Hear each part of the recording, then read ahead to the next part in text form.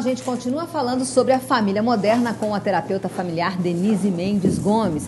Agora vamos falar sobre liberdade. E eu já começo perguntando, é possível dosar o controle da relação entre pais e filhos nessa família mosaico? Em qualquer família é possível dosar isso.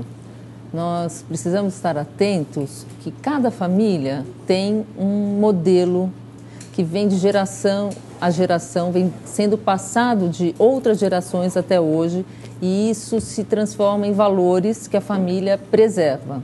Então, para cada família, o nível de limites que ela precisa dar é próprio, porque tem a ver com o modelo familiar que ela tem e que ela busca promover nos seus filhos. Então, ela acredita naquelas coisas. Então, as famílias são diferentes e, portanto, os limites que cada família coloca para os seus filhos tem que ser próprio, tem que estar de acordo com a própria família, com as próprias crenças de pai e mãe ou das outras pessoas educadoras envolvidas nessa educação. Aliás, é por isso que você não tem que ficar olhando para fora, né? Para outra família, porque não adianta, né? Muitas vezes os filhos falam, mas o meu amigo, a mãe do meu amigo deixou, o pai do meu amigo deixou, por que eu não posso ir? A família deles é a família deles, é diferente da nossa. Na nossa família, nós acreditamos que o certo é que aos 15 anos o que pode é isso, isso, isso. Aos 13 anos o que pode é isso, isso, isso. Então a gente precisa desenvolver o diálogo com os filhos, deixar claro para eles quais são os motivos que a gente tem para acreditar em alguma coisa. Por que a gente não acha que aos 13 anos o adolescente está pronto para andar sozinho para qualquer lugar da cidade? Porque pela regra, acaba parecendo tirania para o jovem, principalmente, né? Para o adolescente e tal, né? Sim. Então é preciso realmente se explicar, né? E cada vez que um adolescente é contrariado, ele fica bravo, né? E se a gente pode conversar, compreender o adolescente, e ele pode nos compreender, essa raiva diminui.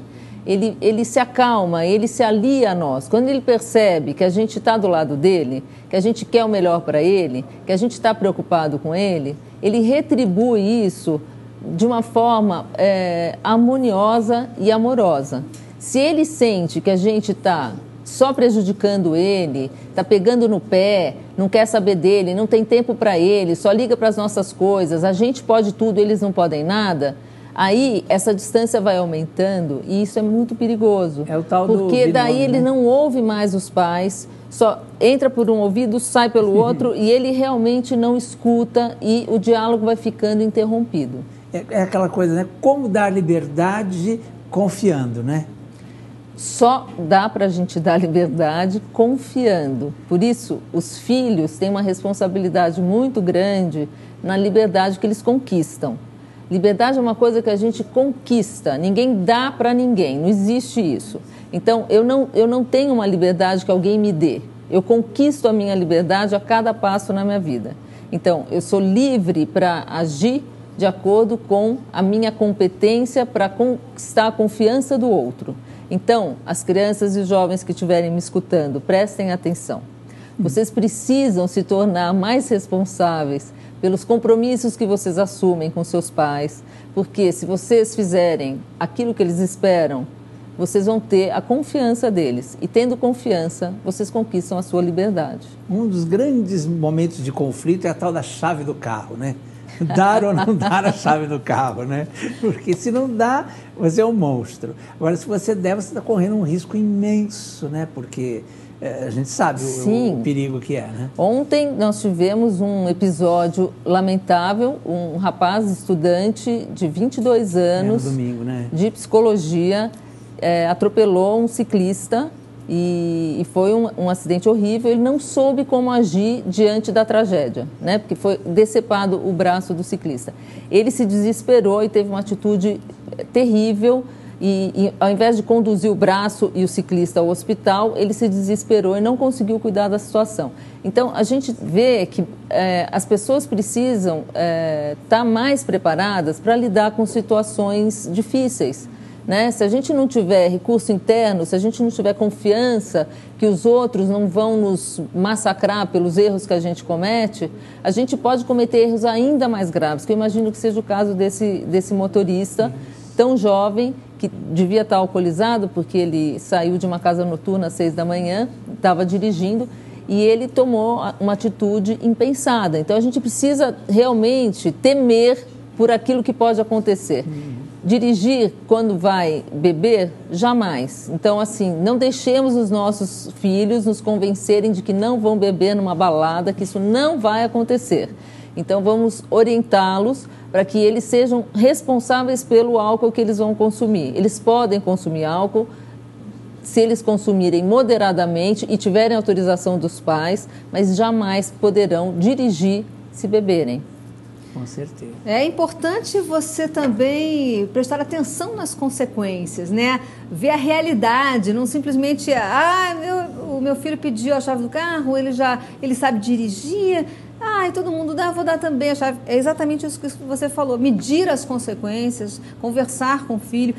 Não ter medo de enfrentar o seu filho, não tenha medo de enfrentar o seu filho, não no sentido de gritar com ele, de desrespeitá-lo e muito menos de permitir que ele o faça. A pessoa você fala enfrentar, as pessoas entendem como confrontar, né? Não é enfrentar, enfrentar é olho, dizer, né? Olha, eu não concordo, eu vou ser chata, eu realmente sou uma mãe brava, uma mãe intolerante para certas coisas. Então, eu exijo de você coisas que eu exijo de mim também. Então, a primeira coisa mais importante, pai e mãe precisam, e avós que estiverem na função de formadores, precisam dar o exemplo. Então, para nós colhermos os frutos, a gente tem que plantar boas sementes.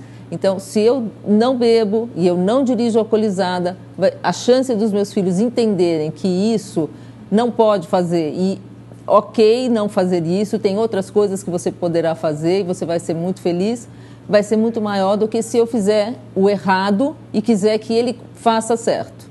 Então, a gente tem uma responsabilidade muito grande como educadores, que é de dar o exemplo. E essa postura sua aí exemplificou da melhor forma que você não deve ser amiguinho do seu filho. Sim. Não é? É nessa hora que fala, vai, não é? Do jeito que você falou, você mostrou claramente qual é a postura dos pais. Sim, nós temos que dar limites com segurança, com tranquilidade, tendo clareza dos motivos que nos levam a permitir algumas coisas e impedir outras. E eu queria agora encerrar a nossa conversa. Você falou do diálogo, né, que é uma ferramenta tão importante para a gente orientar os filhos, para ter uma família em harmonia.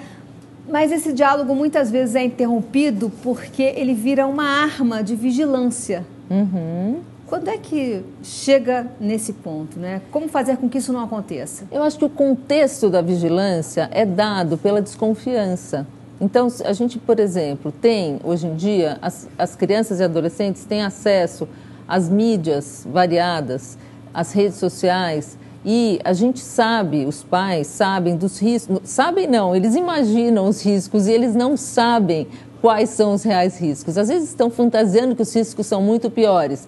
Às vezes, as crianças e adolescentes, de fato, estão se envolvendo com coisas meio perigosas. Então, a gente precisa ter a anuência, quer dizer, a permissão dos filhos, para que a gente possa acompanhar o que está se passando, sem que eles entendam que isso é uma invasão, sem que eles entendam que isso é uma vigilância. Mas a gente precisa compartilhar as nossas preocupações com os nossos filhos, até que eles entendam a nossa necessidade de acompanhá-los, para que nós fiquemos tranquilos, que isso vai ser melhor para todos. Se os pais estiverem tranquilos em relação aos filhos, os filhos também vão ficar mais tranquilos e a relação vai ser mais harmoniosa. Obrigada, Denise, pela sua participação aqui no nosso programa. De nada, Adriana. Informações muito obrigada pelo convite. fundamentais. Espero que você tenha uma família em harmonia sempre. Leão, é com você.